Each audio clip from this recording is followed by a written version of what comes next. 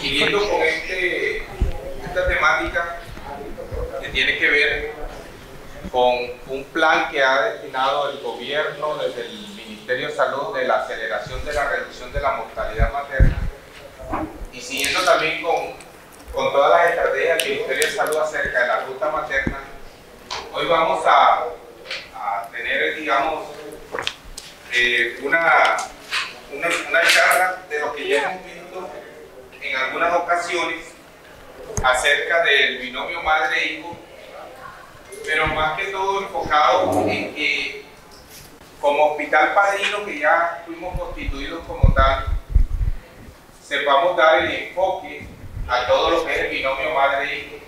O sea, si hay un hospital que deba tener la ruta materna bien definida, bien afinada por parte de todos sus médicos, personal de enfermería, desde las directivas, todo el personal administrativo, asistencial, debe estar bien enfocado como Hospital Padrino.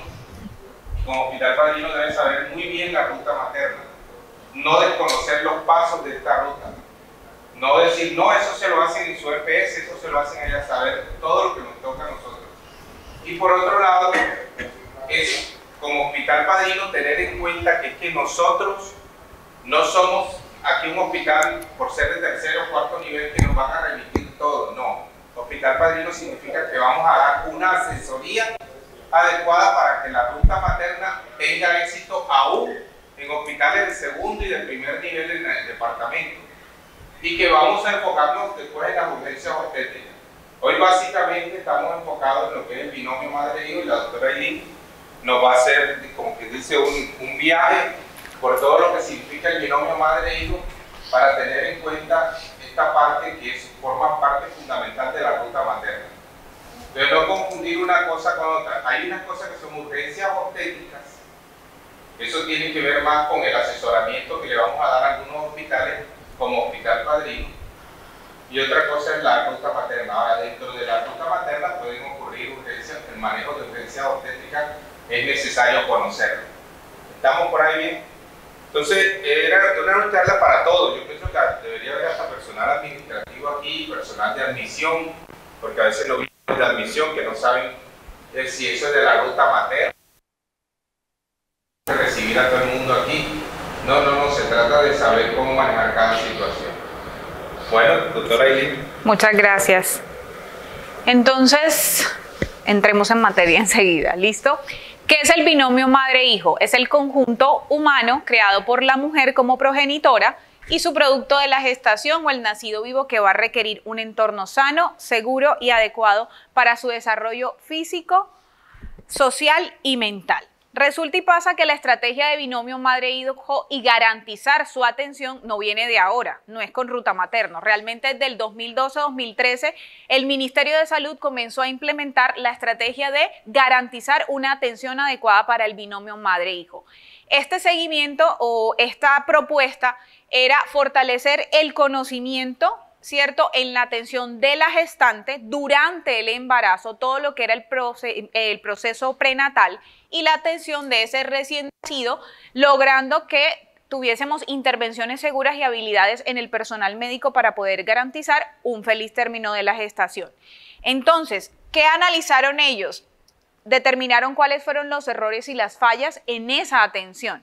Y basado en eso, determinaron cuáles eran los objetivos simplificados por las fallas técnicas que ellos tenían. Entonces, ¿qué encontraban ellos? Ellos encontraban que había falla en el control prenatal, ¿listo? Y de las cosas más importantes que ellos encontraron era la valoración del riesgo obstétrico. Entonces eran subvalorados los riesgos obstétricos en la paciente, por eso la atención de su parto o del mismo embarazo era en niveles inferiores a los que ella meritaba. 2, atención del parto por personal calificado. No muchas veces los personales están entrenados en la atención de una paciente obstétrica, ni tampoco durante el tema de parto. Nosotros como hospital universitario estamos de alguna forma obligados a enseñarles a ellos cómo tienen que hacer una atención segura del parto y una atención segura de esa gestante y de ese recién nacido. No nos libramos de la responsabilidad legal al enseñarlos a ellos, pero ellos son los médicos de nuestro futuro, ellos son los que van a atender a nosotros. ¿cierto? Entonces tenemos que enseñarles de forma segura. Lo otro era que en poblaciones rurales ellos encontraban, ¿cierto?, parteras o enfermeras que en teoría habían por experiencia ganado la atención del parto, pero no había certificación. Entonces necesitábamos tener certificados de que hicimos como enfermeras jefes algo en la atención del parto o algo que tuviese que ver con la gestante de alto riesgo. No remisión a mayor complejidad, entonces obviamente subestimábamos el riesgo y no remitíamos a tiempo las pacientes. Y teníamos oportunidades inadecuadas para la realización del laboratorio. Entonces la señora que entra a un control prenatal tardío ya tiene 16 semanas, entonces le mandamos el paquete del primer trimestre, ¿cierto? Pero la señora vuelve por allá a las 10 semanas, semana 26, y entonces todo es tardío. La paciente que llega tarde al control prenatal ya tiene un factor de riesgo y es su ingreso tardío al control. Y te toca acelerar en hacerle todos los laboratorios. El otro día me llegaba una paciente, me mandaron por toxoplasmosis gestacional, señora, sus exámenes, un toxoplasma IgM positivo, ¿y dónde está el resto de los exámenes? ¿Dónde está el G? ¿Dónde está el test de avidez? Porque se lo hicieron a tiempo. No, tome aspiramicina y vaya con el perinatólogo. Eso no justifica en este momento. Es una paciente que si tiene una IgM, usted le manda el estudio complementario, la manda al ginecólogo, la vuelve y la ve porque es una paciente de alto riesgo de una infección perinatal. Entonces usted no se vaya al perinatólogo y que le digan qué hace. No, toca ponernos las pilas. Entonces ellos se dieron cuenta que estábamos haciendo una solicitud de paraclínicos de forma ineficiente. Problemas administrativos, y eso siempre va a existir. La paciente llega, la traba en la EPS, el laboratorio no me atiende, aquí no me hacen el examen, ¿listo? Remisión no segura de la paciente, y es cuando tenemos emergencias obstétricas, montaban a la señora en la ambulancia, arranque para el hospital de tercer nivel, sin vía aérea, sin canalización, sin estar consciente que llevamos mamá y bebé vivos, ¿listo? Y lo otro es el uso inadecuado de los insumos. Entonces, teniendo en cuenta esas fallas, la problemática principal era que nuestras pacientes se mueren y nuestros bebés se mueren. Entonces, en el mundo cada día mueren 830 mujeres por una causa que es prevenible durante el embarazo, durante el parto y en el puerperio.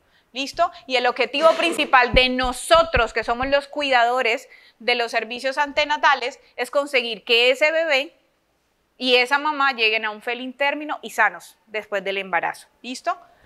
¿Qué es muerte materna? Y la muerte materna es la muerte que ocurre estando embarazada o dentro de los 42 días haber terminado su embarazo, independientemente de la duración o localización del embarazo, por una causa que esté vinculada al embarazo, agravada por el embarazo y no por causas accidentales. La muerte tardía era aquella que ocurría o es aquella que ocurre por causas directas o no directas, más de 42 días después del parto. Y recuerden que todas las muertes que ocurren durante el primer año de haber tenido esa mamita a su bebé es una muerte materna, independientemente que haya sido por una causa obstétrica o no. Y recordar, para el 2020 la OMS dice, tuvimos 287 muertes maternas durante el embarazo y el parto.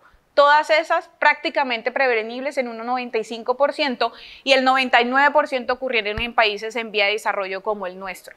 Por eso nosotros venimos haciendo el tema de prácticas, ¿cierto?, clínicas eficientes y adicional a eso los programas de desaceleración de la mortalidad. Más de 1.500 complicaciones se presentan durante el embarazo, el parto y el puerperio. El 99%, como les había comentado, ocurren en países en vía de desarrollo o con entornos de fragilidad, pobreza y crisis humanitaria. Y cada minuto mueren entre 16 niños menores a un mes de vida. Todas esas muertes son prevenibles. ¿Qué pasa con Colombia? Y es que resulta que Colombia venía con ese plan de desaceleración y para el 2019 veníamos tratando de disminuir las tasas de mortalidad. Llegó el año de pandemia 2020-2021 y todavía tuvimos de alguna forma estragos en el 2022 con una alza de la mortalidad secundaria a la infección por COVID que consideramos como una muerte de causa no directa al embarazo. ¿Listo? Entonces fueron 2 años o casi 3 años completamente atípicos, pero nosotros veníamos con una reducción del 11.7% de la mortalidad. Eso ocurrió en todo el mundo, no aquí en Colombia. Todo el mundo se impactó con la mortalidad en esos años, ¿listo? Entonces la OMS dijo, tenemos que comenzar a desacelerar, Porque el problema con el COVID es que todo el mundo estaba encerrado, la paciente con factor de riesgo para preeclampsia no iba al control prenatal porque se iba a infectar por COVID y cuando llegaba, ya llegaba con la emergencia hipertensiva. Entonces uno no sabía cómo hacer, cómo la atiendo, cómo le hago, si ya está con la emergencia, no puedo hacer más nada, ya está con la complicación obstétrica. Entonces, en estos años, el problema fue que mi paciente no iba al control prenatal. No tuvimos un adecuado control para prevención de esas complicaciones. Entonces, obviamente todo se disparó y al dispararse, las causas generó mucha más problemática en el mundo. ¿Qué pasó para nosotros Colombia? Y es que el Plan Nacional de Desarrollo y el Plan Decenal de Salud Pública dijeron, vamos a crear un programa y vamos a tratar de intervenir a todo el mundo. Con el plan de aceleración para reducción de la mortalidad materna, logramos establecer un objetivo y nuestro objetivo es que es inaceptable que una paciente materna se muera. ¿Sí? Y adicional a eso tenemos como objetivo sostenible, que es mundial, reducir a 70 muertes por 1000 nacidos vivos, pero Colombia viene siendo más exigente y dice 32. Vamos a reducir a 32. OMS dice 70 a nivel mundial, pero nuestro ministerio dijo no, reduzcamos, porque nosotros veníamos con una razón de mortalidad de 45. Entonces sí podemos lograr a reducir a 32 y el objetivo es que sea muerto, 0 muertes. ¿Ok? Entonces, ¿qué pasa y cómo venimos nosotros después de la aplicación de este plan de aceleración? Y es que nuestra razón preliminar hasta el momento vamos con 44 muertes, por cada 100.000 nacidos vivos. Estamos ahí, entre lo que venía 2022, 2021, 45, 42. Y el objetivo es seguir haciendo la reducción. Las 3 causas principales, trastornos hipertensivos, hemorragias y sepsis en el embarazo. Y de las cosas importantes que para el año pasado nuestro Magdalena tenía una razón de mortalidad de 69.5, estábamos disparados. Entonces, obviamente, con nuestra gobernación y nuestra alcaldía estamos en todo el proyecto de hacer desaceleración rápida de esa mortalidad y por eso todos los ojos están encima de este hospital y de todas las clínicas en general. ¿Qué pasa con este año? Y que se ha observado que todas esas intervenciones que nosotros estamos haciendo están dando resultado. Y es que Magdalena para hoy, el año pasado tenía 9 muertes, hoy tenemos 4. Menos de la mitad. Y el distrito de Santa Marta lleva 1 muerte materna, nada más. O sea, algo estamos haciendo bien. La idea es que no se mueran más. Pero algo estamos haciendo bien y eso es el objetivo de motivación para nosotros seguir haciendo esto. ¿Listo? ¿Qué pasa con nuestros bebés? Y es que lamentablemente nuestros bebés también sufren las complicaciones o las consecuencias de esa muerte materna o de esa complicación obstétrica de nuestra paciente. Y eso es que se estima alrededor del mundo que 4.3 millones de bebitos mueren en ese periodo neonatal. ¿Listo? 3.3 en la primera semana de vida y 7.6 millones mueren durante el primer mes de vida con una causa, ¿cierto?, asociado a una complicación del embarazo y lamentablemente la prematurez y todo lo relacionado a eso es lo que ocasiona la muerte de esos bebés. En segunda instancia, la asfixia y las complicaciones asociadas a la asfixia, es decir, atenciones de parto inadecuados. Entonces, Colombia vigila no solo la mortalidad, Colombia vigila la morbilidad. Y hoy tenemos disparados los casos de notificación de morbilidad materna. No importa que se disparen todos los que quieran, pero quiere decir que estamos captando a nuestra paciente a tiempo para que no se nos muera. ¿Cierto? Entonces, es de vigilancia a partir del 2012, casi como con 5 ojos, ¿cierto? Y la OMS dice que es la paciente que casi muere, pero no. Pero estuvo muy grave embarazada, o en el parto o en el posparto. ¿Listo? ¿Cómo vamos nosotros? Ha sido fluctuante. Para el 2022, como ustedes pueden ver, estaba re alta la morbilidad, pero la mortalidad comenzó a descender. Y ahorita vamos un promedio casi del 50% comparado con el año pasado. ¿Qué más pacientes van a tener morbilidad? ¿Qué factores de riesgo? Las pacientes por encima de los 35 años, las pacientes por debajo de los 19 años, las pacientes que no tienen seguridad social y las pacientes que son estratos bajos o las migrantes. Entonces son las pacientes que de verdad por factor social tenemos que estar muy pendiente de ellos. Los trastornos hipertensivos siguen siendo el primer punto de notificación y para el año comparado, pues venimos ahí como quiñando con el 2022. Entonces, ¿qué hacemos? Nosotros tenemos un protocolo de vigilancia de esa morbilidad materna extrema y ese protocolo nos dice que el 50% de nuestras gestaciones son pacientes sin riesgo, pero el otro 50% son factores con riesgo, ¿cierto? Y el objetivo de nosotros es identificar quién es de riesgo y riesgo de una complicación obstétrica y quién es la paciente que me puede hacer una morbilidad materna y una muerte, porque esa es la que necesita realmente nuestra atención, ¿ok? Entonces, para eso, con el plan decenal vamos a tener prevención y atención de salud reproductiva y desde ahí comienza nuestra ruta y desde ahí comienza la atención de un binomio madre y es desde que yo decido como mujer, la pareja, tener un bebé. Entonces toca preconcepción, ¿listo? Y bueno, estos son los criterios para inclusión de morbilidad materna que fueron cambiados el año pasado, siendo un poquito más estrictos para inclusive los ingresos a la UCI. Entonces, ¿qué hacemos nosotros en la atención prenatal de nuestro binomio madre? Acción y prevención. Acción, ¿cómo lo hacemos? Pues identificar los riesgos. Desde la preconcepción, obstétricos, perinatales, ¿cierto? Y una detección oportuna cuando mi paciente ya está embarazada, le doy un manejo adecuado y hago intervención temprana. Y aparte de eso, tengo que hacer prevención de ¿qué? Pues de las complicaciones obstétricas que puede hacer esa paciente y evitar 100% las 3 emergencias. Preeclampsia, hemorragia y sepsis. Y una cuarta que no es ni menos ni más importante, los eventos tromboembólicos. Entonces, en conjunto con nuestras guías de práctica clínica, lo que nos decían los protocolos para garantizar la atención de binomio madre-hijo, nuestra resolución 3280, que desde el 2018 es la líder en todos los procesos y lineamientos para la atención de ruta materno, y el plan de aceleración de reducción de mortalidad nos dice que el propósito es contribuir a la promoción de la salud y prevención de la enfermedad. Eso lo tenemos supremamente claro, ¿cierto? ¿En quién? En la mujer, en su edad fértil, en el embarazo, en el parto, para el recién nacido y las familias. Entonces no es solamente mamá-hijo, sino todo el entorno de esa paciente. Y el objetivo era establecer las disposiciones técnicas y operativas de obligatorio cumplimiento en todo el territorio colombiano para la atención de esa población. Objetivos específicos, pues las intervenciones de la ruta, identificar y gestionar oportunamente las vulnerabilidades de mi paciente y de mi población y afectar de forma positiva al entorno y a la familia de mi paciente. Adicional a eso, el seguimiento tanto de la mujer gestante como del recién nacido.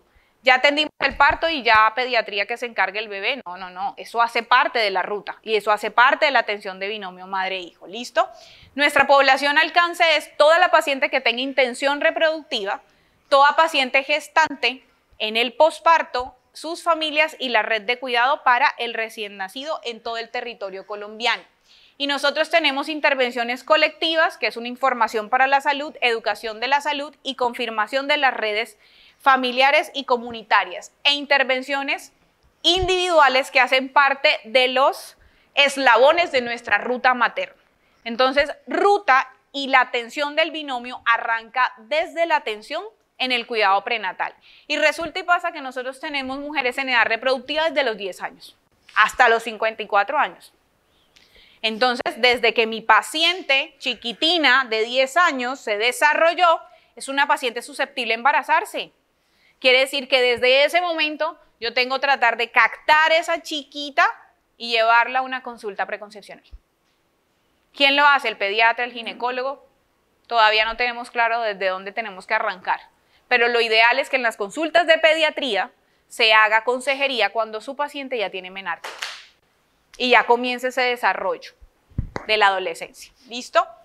Y obviamente su paciente mayor de 40 años, que es la de mucho riesgo, pues obviamente hacer siempre el enfoque de concepción o de preconcepción. Entonces, ¿cuál es el objetivo de esta consulta? Y es saber la intención reproductiva de mi paciente. Yo quiero quedar embarazada hoy, en un mes, en 3 meses, en un año, no quiero tener hijos durante 5 años, entonces tenemos que hacer un plan. Y ese plan involucra que yo tengo que mirar qué factores de riesgo tiene mi paciente, físicamente, qué condiciones tiene para un embarazo, ¿cierto? Tengo que hacerle paraclínicos y por eso esa consulta incluye paraclínicos, ¿cierto? Y si ella me dice, yo quiero intentar un embarazo, le comienzo a dar suplementación de micronutrientes, la meto en el esquema de vacunación y desde antes de comienzo a intervenir positivamente en nuestra paciente. ¿Para evitar qué? Pues problemas en el embarazo. Si mi paciente definitivamente me dice, no, yo no quiero embarazarme, entonces le ofrezco planificación familiar según los riesgos que capté en mi historia clínica. Y el objetivo sostenible no incluye reducción de mortalidad, incluye que todas nuestras pacientes tengan un acceso universal a la salud reproductiva y sexual. Entonces esto es obligatorio que nosotros los hagamos. Ya está embarazada, listo, ya estoy embarazada. ¿Cuándo se tiene que arrancar el control prenatal? Inmediatamente cuando esa paciente se dé cuenta que está embarazado. Y lo ideal es que sea antes de la 10ª semana. ¿Quién es la ideal? La señora que tiene un factor de riesgo. La señora que en el embarazo anterior hizo preeclampsia. Esa paciente, me enteré que estoy embarazada y corro de una al doctor. ¿Listo? Para que el doctor me diga cuáles son los riesgos y qué intervenciones tengo que hacer de forma precoz para evitar complicaciones en mi embarazo. ¿Quién hace la primera atención? Y la atención la puede hacer enfermería entrenada en control prenatal o el médico general. Y en esa primera consulta vamos a mandar todo.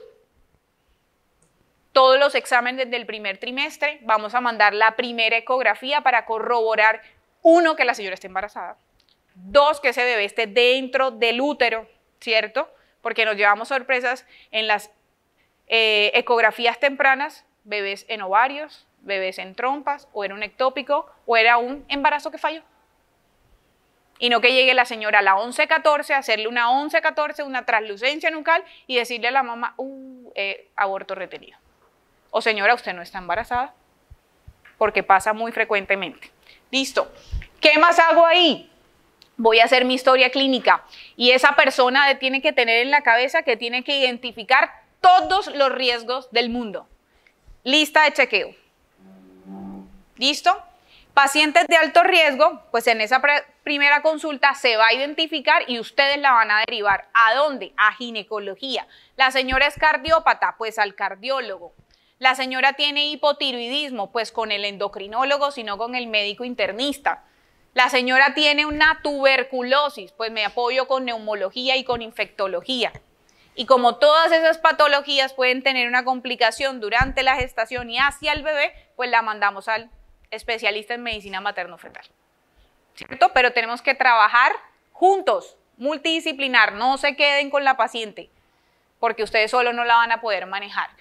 Normalmente decimos que un total de 7 a 10 visitas. Hoy día realmente la norma dice que usted debe tener como mínimo 4 visitas al control prenatal, pero de calidad.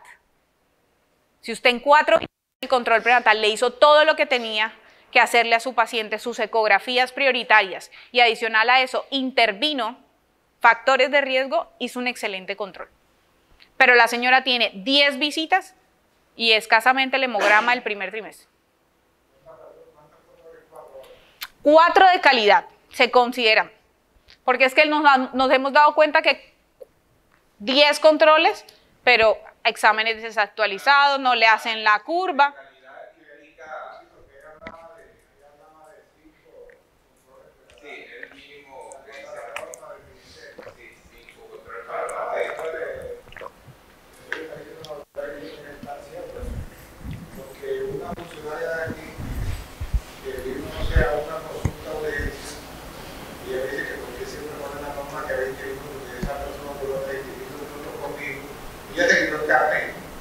Para que no supieran que era trabajadora acá. Exactamente. Si te dice que el médico luego vaya a 35 minutos que toma la actividad o la atención, porque esos 20 minutos va a ser como dice un papá. ¿Cierto? Esos 20 minutos, tú me le digas, ¿tú sabes lo que es tú coger como médico general o como ginecólogo el servicio de ginecología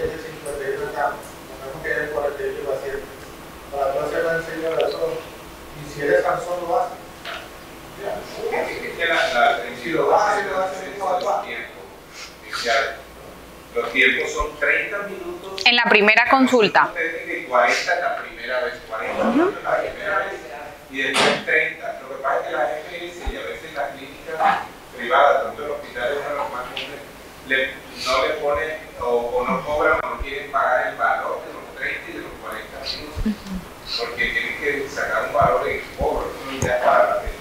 Pero son las consultas de calidad. Y lo otro que iba a decirles era que la consulta de calidad se considera que tengan por lo menos algunos exámenes en el primer trimestre, entre esos la ecografía, y si ya estamos en el tercer trimestre, tengan los mínimos en ese otro control los exámenes del tercer trimestre actualizados, que ya sabemos que son los de perfil infeccioso. Esos dos controles, más otros dos más, podrían dar 4 controles buenos, porque tienen todos los exámenes del primer trimestre, incluyendo la ecografía del primer trimestre, y tienen todos los exámenes del tercer trimestre, actualizados, incluyendo ecografía en el tercer trimestre. De pronto, que nos da mucha oposición del bebé y todo eso. Entonces, esos son controles que pueden ser de calidad, pero si cuando fue 2 veces, 3 veces, 4 veces, se lo apuntaron ahí, pero lo único que el problema es la punta de marca. peso, talla, y le dieron a marcarle, y no le mandaron sino un laboratorio de hemograma con un análisis, eso no es nada. Y otra cosa, lo importante que debe tener el sistema, de pronto que tú seas como que el médico cabecera de esa manera, pero de pronto voy a aparecer con el doctor Antolín, y el otro doctor Antolín, y el otro doctor Antolín. Si no hay una continuidad en la atención. Le facilitaría más el sistema si da el primer control conmigo, y el segundo control conmigo y termina. Si yo dejo para caso, porque ya yo soy como que más profesional. Sí. Y a veces la ventaja, ejemplo, de pronto no ser el mismo doctor es que algunos se dan cuenta, uy, mira, aquí te faltó. O aquí este examen no estaba tan bien, entonces tú le haces la intervención. Pero el objetivo es que cada uno de los profesionales haga una revisión como se debe desde el primer momento. ¿Qué pasa con los embarazos no complicados y es en qué momento yo la mando a ginecología? Y resulta que la ruta dice que a la semana 28 yo debo mandarla por primera vez al obstetra.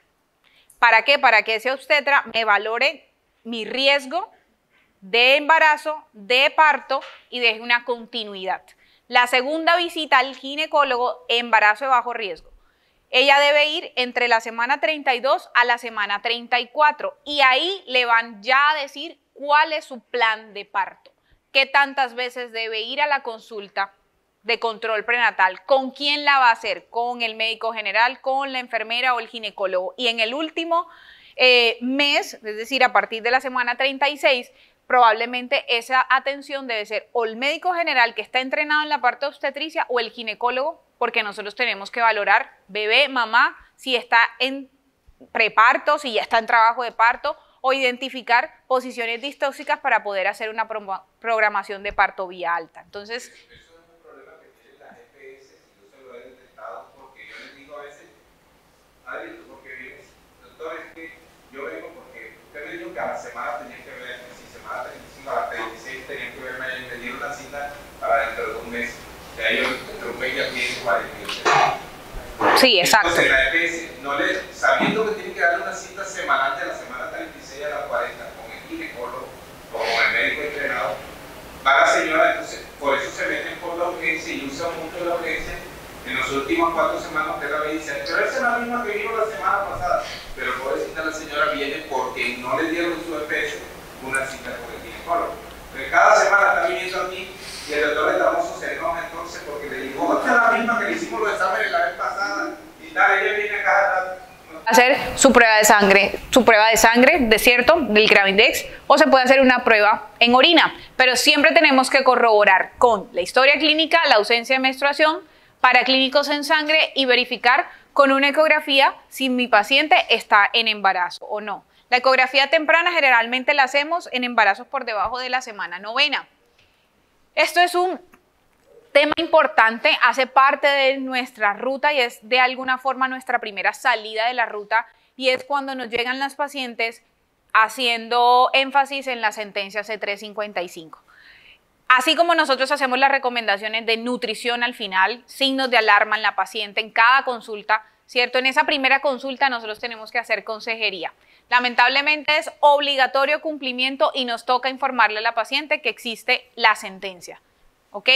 Se la explicamos y ella nos va a decir, no, yo deseo mi embarazo, listo, continuamos mi embarazo, o la paciente dice, yo no deseo continuar con mi embarazo, y ahí arrancamos ruta de interrupción voluntaria al embarazo con el objetivo de un mínimo de 5 días para que esa paciente tenga una resolución. Le debemos inclusive explicarle si la paciente dice, yo solicito interrupción voluntaria del embarazo, en qué consiste la interrupción, qué métodos tenemos nosotros para hacer interrupción. Y es súper importante decirle a nuestra paciente que si ella tiene más de 20 semanas de gestación, hay que hacer un procedimiento previo a la administración de medicamentos para la expulsión del producto que se llama asistolia fetal. Es decir, que bebé debe nacer muerto antes de nacer. Sí, eso. Debe morir antes de nacer, perdón. ¿Cierto? Entonces tenemos que explicarle a esa paciente cómo se hace ese procedimiento, que es un procedimiento invasivo, que es un procedimiento que puede generar complicaciones y que lo debe hacer un personal entrenado.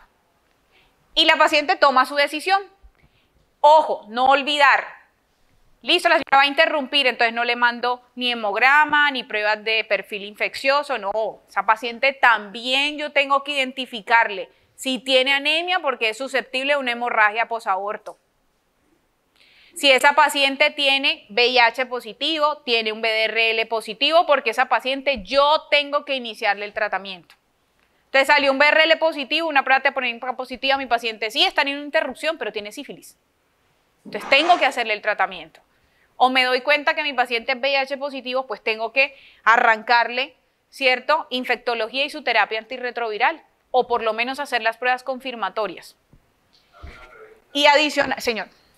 Ahí cuando estás en esa salida de la ruta que es IVE. Sobre IVE, si la paciente llegó a la primera consulta, yo le voy a hacer la asesoría sobre IVE, pero todavía no tengo la ecografía que me confirma de que verdaderamente está embarazada con un embrión único, vivo o gemelar.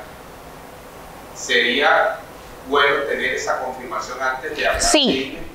Entonces sería bueno por lo menos que traiga una ecografía y pedirle la ecografía temprana para confirmar. Digo yo acá, no sé si estoy equivocado, la doctora me va a aclarar. Yo también peleo lo mismo. Una ecografía para confirmarte que verdaderamente estás embarazada y después te tengo que hacer una asesoría sobre todo lo del control prenatal o lo de tu embarazo. Porque quedan ligados pacientes a veces solicitando interrupción voluntaria y no están embarazadas. Sobre todo cualitativa. Entonces, pero en la urgencia, bueno, es fácil porque uno hace la ecografía la pide de urgencia, pero en la consulta interna de prenatal, de pronto usted le van a decir, oye, está retardando el proceso porque le mandaste una ecografía para confirmar si está embarazada y la paciente o no hiciste la asesoría y dentro de que todavía yo no tenía ecografía. Sí, mira, eso es un punto que inclusive hasta yo misma lo he discutido cuando hemos revisado protocolos de interrupciones del embarazo. Y es que a veces la paciente dice, yo tengo una prueba de embarazo positiva y yo quiero interrumpir mi embarazo. No sabe cuántas semanas de gestación, no sabe si el embarazo está intrauterino o extrauterino y si de verdad está embarazada. Entonces, lo discutía en otro ambiente y les decía lo mismo, ven acá, pero es que yo no voy a interrumpir un embarazo, ¿cierto?, de una señora que tiene un ectópico, porque yo le tengo que decir a mi paciente que es que ese embarazo es no viable. O yo no le voy a interrumpir un embarazo a una paciente que ella dice tener 9 semanas, quiere hacer la interrupción y cuando yo le hago la ecografía encuentro un aborto retenido. O sea, eso no es interrupción, eso es embarazo no viable. Entonces, la ruta dice que si mi paciente dice yo quiero acceder a la interrupción, usted le debe hacer confirmación de embarazo. En teoría la ecografía ni siquiera está dentro de los paraclínicos obligatorios y yo lo decía, pero ven acá, o sea, no me parece. Y dentro de los puntos que yo discutía era eso, cómo yo voy a interrumpir un embarazo si yo ni siquiera sé dónde está. Pero la ruta tiene esa laguna ahí. Sí, porque en los textos, todos los textos desde hace muchos años dicen que el único diagnóstico de certeza real de embarazo ni siquiera es la prueba positiva. Es la ecografía que le muestra a usted un embrión o dentro del útero o fuera de él. Útero, pero vivo o muerto, pero que hay un embrión. Exacto. Es lo único que le va a confirmar la certeza de un embarazo. No es la prueba positiva de embarazo lo que le confirma el embarazo. Entonces, si los textos, si la guía anterior decía que lo uy, aquí nos vamos a demorar como 3 horas. para la ruta, también. Si no se hace, te está diciendo que es una barrera. Como si le tuviera que dar una barrera, de pronto puede ser interpretado porque dice, no es que tiene que ser entre los 5 primeros días, a menos que uno diseñe una forma de decir, voy a hacerte esta ecografía dentro de las primeras 48 horas para estar entre los 5 días y no crear una barrera. Te la voy a pedir como urgente la ecografía para confirmarte el embarazo, váyase por la urgencia que atiendan a su EPS, que le hagan una ecografía y si quiere regrese mañana, hay que tratar de ver qué se acomoda para facilitar esa ruta.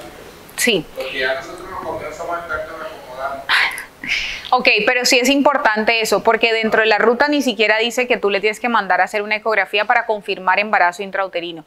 Y eso era uno de los puntos que yo discutía mucho, porque yo he recibido muchas pacientes que hicieron interrupción voluntaria del embarazo y a los 15 días llegan con dolor abdominal, sangrando, y uno va, uy, hijo de más chica, tenía un ectópico. Estamos haciendo una mala práctica. Entonces, la idea es confirmar embarazo en sangre y confirmar dónde está ese embarazo, si es intrauterino o extrauterino y si tiene una viabilidad asegurada. Listo, mi paciente decide continuar su embarazo y ¿qué tengo yo que hacer en la consulta? Entonces, valoro condiciones de salud materna, factores de riesgo biopsicosocial y enfermedades propias o asociadas a gestación. Entonces, yo valoro factores personales, familiares, gineco-obstétricos. Y tengo que hacer todo, le tengo que preguntar todo a la paciente. Nuestra historia clínica de esta institución es supremamente completa. Entonces, si usted va a los eslabones, lo llena. Patológicos, alérgicos, quirúrgicos, familiares, hábitos nutricionales, actividad física, antecedentes tóxicos, farmacológicos. Obstétricos. Y es importante la parte de ginecología, en qué momento me desarrollé, cuántos años tenía, en qué momento inicié la vida sexual, en qué momento tuve mi primer hijo, cuántos hijos tengo. Y de las cosas que yo le enseño a mis estudiantes que tienen que preguntar por cada embarazo.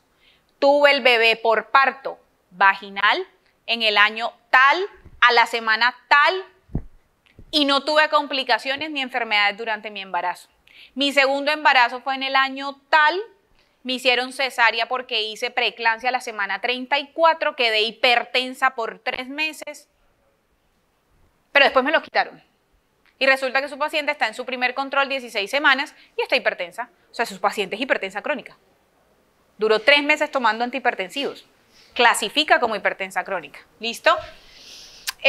Y de las cosas importantes es hacer la consejería sobre el consumo de sustancias psicoactivas, que mínimo deben ser 10 minutos para hacer consejería en el caso de que la paciente tenga factores de riesgo. Mi examen físico, y mi examen físico es desde la cabeza hasta los pies. ¿Listo? Puntos importantes, evaluar los signos vitales, ¿cierto? Y para eso tener en cuenta frecuencias cardíacas y las presiones arteriales. Tomar medidas antropométricas, es decir, tengo que pesar, tallar a mi paciente, hacer altura uterina, índice de masa corporal y poder clasificar qué riesgo tiene en la parte nutricional. Valoración ginecológica, mamas, abdomen, genitales, sin olvidar obviamente el resto del examen físico, y la valoración obstétrica, identificación de número de fetos, frecuencias cardíacas, movimientos fetales y maniobras de Leopold a partir de semana 28. Importante, yo peso, tallo a mi paciente y saco índice de masa corporal y con eso clasifico la evaluación del estado nutricional de mi paciente. Ojo, cada paciente según su índice de masa corporal va a tener un plan nutricional diferente. Entonces está la muy flaquita, la que tiene el índice por debajo de 20, que ya dice, oye, necesitas hacer un plan para mejorar tu nutrición. Y la que tiene índice por encima de 35, que le tienes que decir, no puedes subir más de 5 kilos. O sea, nos toca ahí, es estilo de vida saludable a mi paciente para que no se suba de peso, porque esa paciente tiene más riesgo de preeclampsia, de patología metabólica, de diabetes gestacional, de hipotiroidismo, de obesidad en bebés, es decir, de fetos grandes para la edad gestacional con macrosomía, y esos bebés a futuro tienen riesgo de hipoglicemias neonatales, convulsiones, diabetes en la infancia, adolescencia o en la adultez. Y yo ahí prevengo, ¿listo? Hacia mi bebito. Y la literatura es supremamente clara en que las pacientes con peso bajo para la edad gestacional llegó demasiado delgada al embarazo, aumenta el riesgo de fetos pequeños para la edad, restricciones del crecimiento intrauterino, más tasas de cesárea, más tasas de desgarros en los partos grado 3, grado 4 por calidad de tejido y adicional a eso más riesgo de partos pretérminos y olividrámidos. Infecciones como la infección de vías urinarias es mucho más frecuente en estas pacientes. 2, la obesidad pues tiene riesgo de todo. Tiene riesgo de que mi paciente pueda hacer complicaciones propias asociadas en la gestación como hipertensión, depresión, diabetes, ¿cierto? Es una paciente que tiene más riesgo de hacer hemorragia posparto, es una paciente que tiene más riesgo de terminar en una cesárea, que esa cesárea termine con infección de tejido blando. Entonces, realmente hay que prevenir ambas cosas. ¿Cómo valoramos el riesgo? Y esto es supremamente importante. Y nosotros clasificamos a los embarazos en bajo y en alto riesgo. ¿Quién es bajo? La paciente que está en óptimas condiciones para tener un bebé, que no tiene ni siquiera riesgos sociales o epidemiológicos asociados. La de alto riesgo es alguna que tiene una probabilidad de poder tener un resultado no bueno durante la gestación y por eso morbilidad materna, ¿cierto? Clasifica los embarazos en gestaciones sin complicaciones, las complicadas y las que tienen condiciones de alto riesgo, que son aquellas que pueden terminar en una morbilidad materna extrema o en una mortalidad materna. Y hay un modelo de atención que es la pirámide de Nicolaides, más o menos 2011-2012. Nicolaides es un especialista en medicina materno-fetal y él decía, ¿por qué nosotros valoramos el riesgo en el último trimestre? Porque ya cuando la señora va a tener su bebé, es que yo le voy a decir, es que usted tiene riesgo, su bebé tiene una malformación y es que usted. ¿Ya qué? Ya no hicimos nada. ¿Qué previnimos ahí? Nada. Entonces él dijo, invertamos todo. Y la base volvió a ser lo primero y la punta, lo final. Y la base es, desde el primer trimestre, yo evalúo mamá, factor de riesgo, condición de salud de mi mamá y condición de mi bebé. Porque resulta que en primer trimestre usted hace la ecografía de translucencia nucal y usted puede diagnosticar el bebé que tiene anencefalia, el bebé que tiene el onfalocele, ¿cierto? El bebé que tiene la espina bífida y el bebé que tiene alto riesgo de ser un Down. Y usted le hace consejería a su paciente y su paciente decide qué quiere hacer. Y no es que usted a la semana 28, cuando ya tiene su tercer trimestre, le va a decir, uy, es que tiene una espina bífida. 1, ya no es susceptible de terapia fetal. Y 2, usted no sabe si esa espina bífida está asociada a un trastorno genético. ¿Qué le voy a hacer? Hay pacientes que al final te dicen, ya me toca tenerlo. Entonces, hacer cambio en el modelo de atención. ¿Cómo valoramos nosotros el riesgo y de las cosas importantes? Tenemos una escala. Ruta materna 3280 nos dice, apliquen escala de Herrera, por favor.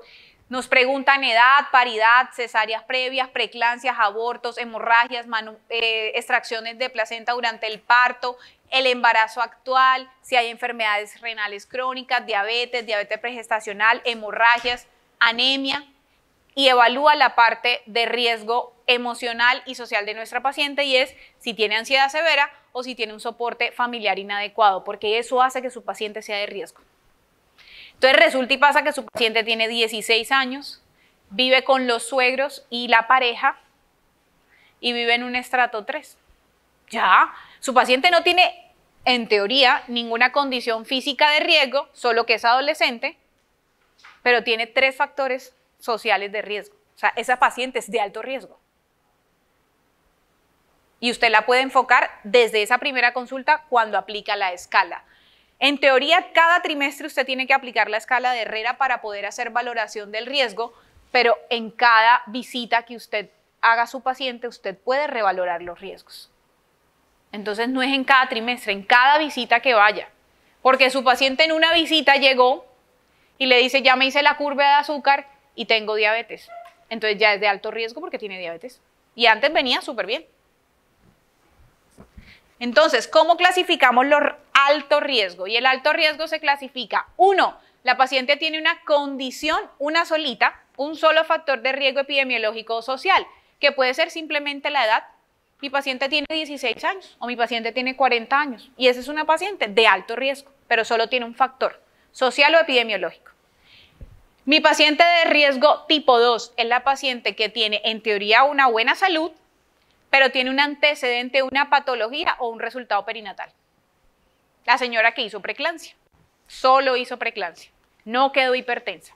Y su bebé nació a la semana 37, o sea, nació a término, no hubo complicaciones fetales, pero la señora hizo preeclampsia. Esa es una paciente tipo 2.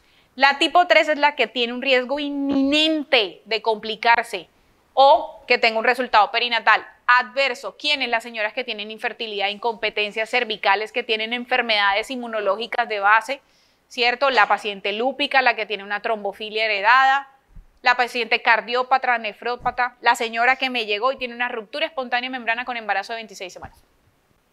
Esa señora es de muy alto riesgo y necesita intervenciones por todos nosotros. Riesgo trombótico se evalúa en cada consulta. Y yo lo dejo hasta como diagnóstico en mi historia clínica. Evalúo riesgo obstétrico, trombótico y psicosocial de mi paciente. Porque con lo que yo le voy preguntando y con cada cosa que voy anotando, le voy haciendo la escala. Y sé cuándo le tengo que iniciar profilaxis o simplemente dejarle recomendaciones de hidratación, movilización y uso de medias. Y este es el instrumento más importante que nosotros tenemos que tener y es el CLAP, la historia del CLAP, ¿cierto? Nuestro control prenatal y a veces ni lo vemos. ¿Qué hacemos? Identificamos la paciente, evaluamos sus antecedentes y evaluamos su embarazo actual. En cada consulta le medimos la altura uterina, nos piden la presión, la frecuencia cardíaca, cuántas semanas tiene la paciente y qué le dejé pendiente para la otra consulta, para que no se me olvide. Y no la llenamos, nos da pereza. Que se lo llene el otro doctor. No, hay que llenarlo, porque el pediatra cuando el bebé nace lo primero que pide es eso. Porque resulta que después de haber tenido el parto, viene mi bebé. Por eso es que es una historia completa y es un instrumento que nosotros tenemos que garantizar para nuestra paciente. ¿Qué paraclínicos pedimos? Y vamos a darle como un poquito rápido porque ya necesitan arrancar la otra charla. Y es completos en primer trimestre, listo, hemogramas y clasificar si mi paciente tiene anemia o no tiene anemia. Hemoclasificar a mi paciente y es de vital importancia que identifiquen las pacientes RH negativas. No le están haciendo el control del CUMS. La señora es negativa, tengo que preguntar tipo de sangre en la pareja, tipo de sangre de bebés anteriores. Y si recibió o no recibió inmunoglobulinas en los embarazos anteriores o en el parto. Y si no tiene nada de eso, entonces le mando el CUMS. Identifico negativo, positivo, alto riesgo o bajo riesgo. Y normalmente hacemos la recomendación cada 4, cada 6 semanas un CUMS o le podemos hacer uno en la primera consulta, uno en el segundo trimestre y uno antes de cumplir semana 28. Negativo le pongo la inmunoglobulina a la señora y le prevengo que haga ahí su inmunización en este embarazo. Bebé nació, hemoclasifico a mi bebé, si es positivo, refuerzo y coloco la segunda anti-D. Es negativo como mamá, no le pongo nada. ¿Listo? Importante. Glicemias, y desde la primera glicemia yo puedo clasificar a mi paciente con diabetes. Una paciente con una glucosa en ayunas por encima de 126 es pregestacional. No le tiene que hacer curva. Ya usted la clasifica como diabética y le arranca su plan nutricional, su control de glucometrías y la va a mandar al especialista que usted quiera. Pero desde esa glucosa ya usted hace el diagnóstico. Si usted tiene glucosas entre 92 y 125 es una paciente susceptible de... E inclusive usted ya le puede hacer el diagnóstico de gestacional. Pero como somos bien acuciosos, a partir del segundo trimestre, 16 semanas, yo le puedo mandar a hacer la curva con carga de 75, que es lo que dice nuestra guía de práctica clínica. Hago en un solo paso el diagnóstico de diabetes gestacional. Pero mi paciente ya tiene que tener valoración de su estado nutricional y las recomendaciones iniciales antes de que vaya con nutrición. Uroanálisis. Importante hacer urocultivo en ese primer control y con ese urocultivo yo identifico si tiene riesgo de bacteriuria sintomática o no. Y hacemos todo el perfil de Torch. Rubiolas, toxoplasmas, VIH, treponémica, paciente de riesgo para citomegalovirus, pacientes que manejen niños por debajo de 5 años tienen alto riesgo de infección por citomegalovirus. Es decir, las profesoras, nosotros, el personal médico y las mamitas que tienen nenes por debajo de 5 años. Entonces tenemos que hacer citomegalovirus en esas pacientes.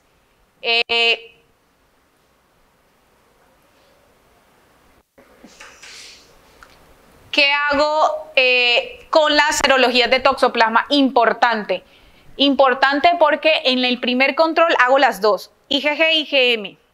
IgG e IgM positivos, la paciente tiene toxoplasmosis gestacional versus una antigüedad de la infección.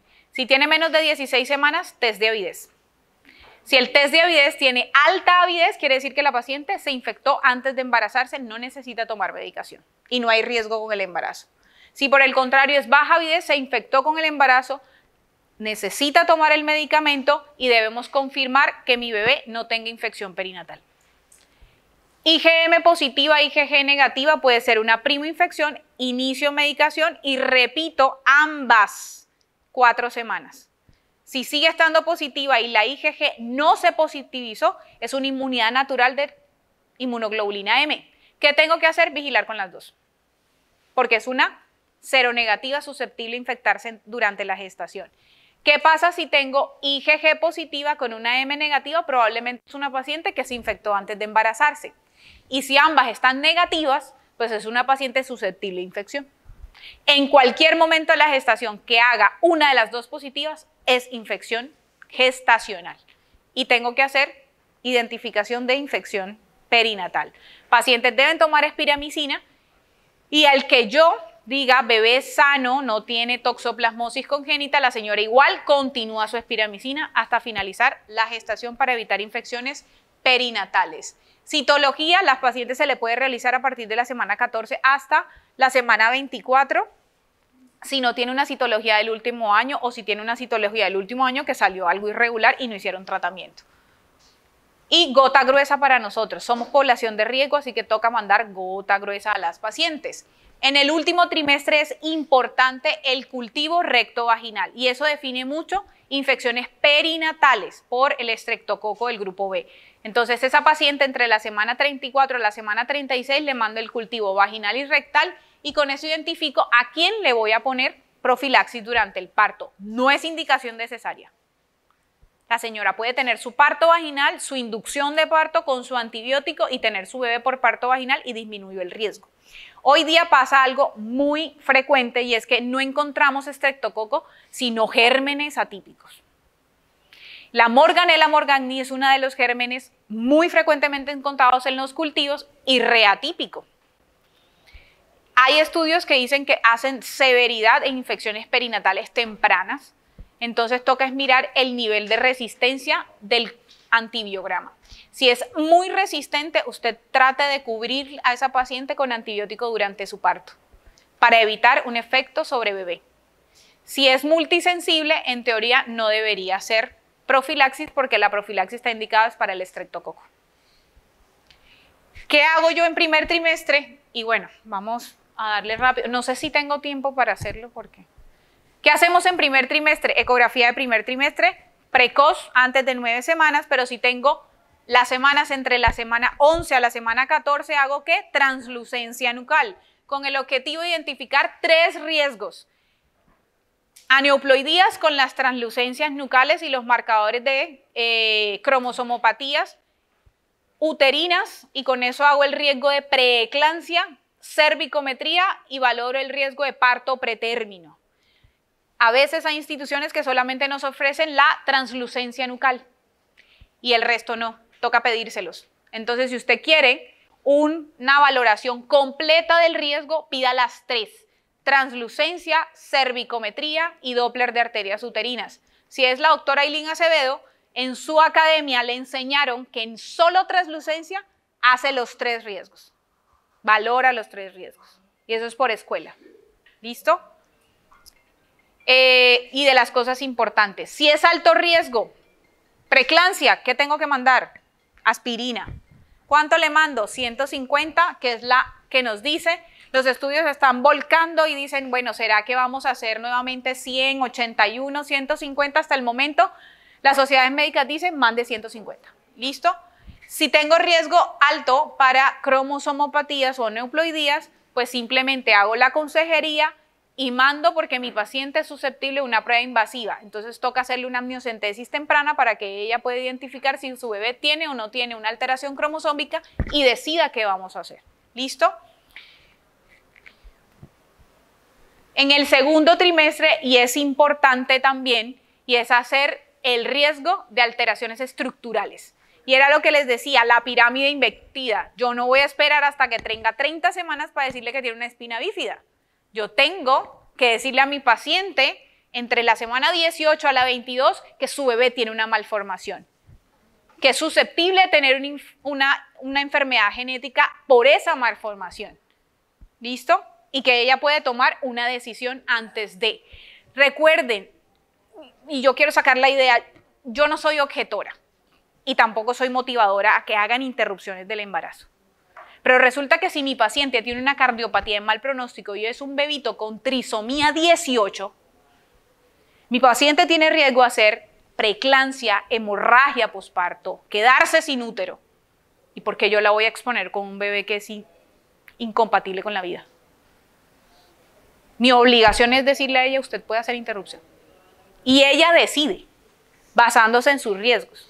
Y los estudios dicen que las pacientes que tienen alteraciones genéticas tienen mucho más riesgo de hacer complicaciones obstétricas al final del embarazo.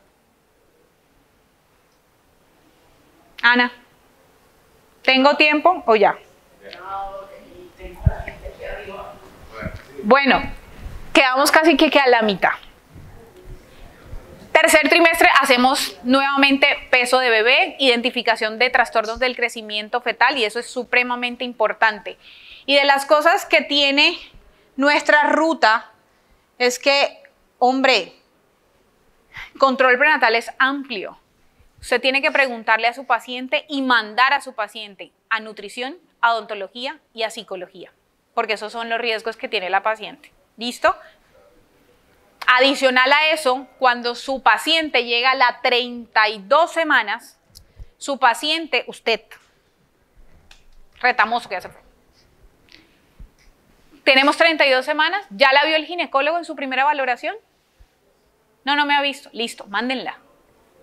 Y mándenla donde su paciente va a atender su parto. Es decir, si su paciente tiene antecedente preeclampsia, es obesa, tiene 40 años y tiene unas 2 cesáreas anteriores, pues usted no la va a mandar al hospital de segundo nivel. Usted la va a citar en el hospital Julio Méndez Barreneche. Y la va a ver ginecología aquí. Y ese día le va a decir, la vamos a ver cada 4 semanas, la vamos a ver cada 2 semanas, la vamos a ver cada 3 semanas, le vamos a hacer estos estudios complementarios, le vamos a hacer estas ecografías complementarias. Pero la señora ya no se va más para su primer nivel, aquí se queda. Y en teoría las emergencias obstétricas que se deriven de esa paciente son resueltas aquí.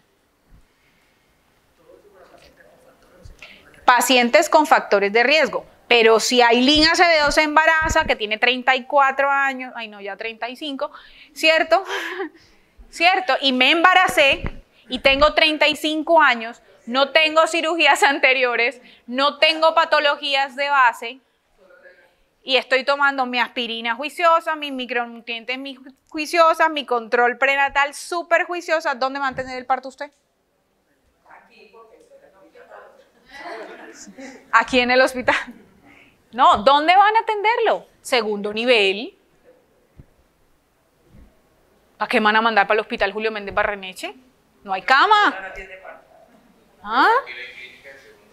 Entonces, que mi paciente no me haga una hemorragia en esa primera hora. Y si la identifico, la actúo. Según las listas de chequeo de Hospital Padrino para sus emergencias obstétricas. ¿Listo? Nació el bebé. El personal que atiende el parto no es el mismo que recibe al bebé, ¿eh? Son personales diferentes. Errores. Yo atendía el parto en el primer nivel, lo entregaba a la enfermera, sacaba placenta y me iba con mi bebito a revisar allá. Una sola persona para hacer 2 cosas. Si el bebé estaba con una condición de riesgo, señora, aguántese ahí. La norma dice no. Uno atiende el parto y es personal entrenado para atender ese parto.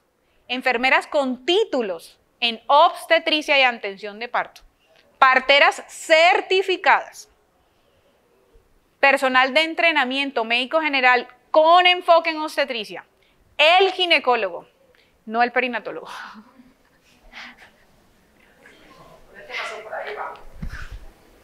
¿Sí? Y el pediatra o el médico neonatólogo, en el caso de los embarazos pretérminos, y lo dice la norma, a término y sin riesgo, pediatría. Paciente de riesgo prematuro, neonatología, dice pediatría con especialidad en ese tipo de recién nacidos. ¿Listo? Entonces es supremamente importante. Todas las condiciones de recibir ese bebé, desde el pinzamiento del cordón hasta las 24 horas que yo le voy a dar salida a ese bebé, que tiene que llevarse todos los tamizajes oculares, ¿cierto? La curación de su cordoncito, los riesgos de infecciones para ese cordoncito y sus citas controles. Importante, y creo que muchas de las instituciones nos estamos volando eso, y es la consulta postparto. Ojo, parto vaginal 24 horas se puede ir para su casa. Cesárea sin complicaciones se puede ir a las 48 horas para su casa. Entre 3 a 5 días debe volver a una consulta por ginecología y el bebé con pediatría. Revaloramos riesgos, estado de salud y se van a su casa y determinan cuándo vuelven. ¿Listo? Pero tenemos que mandar la consulta postparto. ¿Y dónde termina nuestra ruta? Hombre, si no es un embarazo de riesgo, nuestra paciente debe recibir consejería de anticoncepción. Dejar el registro en la historia clínica y se va con su anticoncepción. Paciente de alto riesgo y una morbilidad obstétrica no se puede ir de la clínica, del hospital, de donde haya tenido su embarazo, sin un método a largo plazo. Y tener muy en cuenta, paciente preeclántica, trastorno asociado a trombosis con alto riesgo trombótico, evaluar riesgo-beneficio de colocarle un implante porque a veces, o la utilización de anticoncepción con estrógenos, riesgo-beneficio. ¿Listo? Usted se puede colocar un DIU de cobre, una T de cobre y se va y ya sabe que en 5 años su paciente no va a tener un bebé. Y esas consultas post son así, con 5 ojos sobre la paciente. La morbilidad materno-obstétrica no solo se vigila cuando pasa, sino en el post. Se llama a la paciente, ¿cómo estás? ¿Estás mejor? ¿Ya fuiste a tu consulta? La señora que usted la mandó con el antihipertensivo, la señora que usted la mandó con la enoxaparina, ¿cómo vas? La toca llamarla, ¿listo? Y toca hacerle consultas de forma muy seguidas. Y ya no le voy a quitar más tiempo a Anita, que tiene su charla ya. Lamentablemente no logramos tenerla completa, pero espero que haya sido de provecho.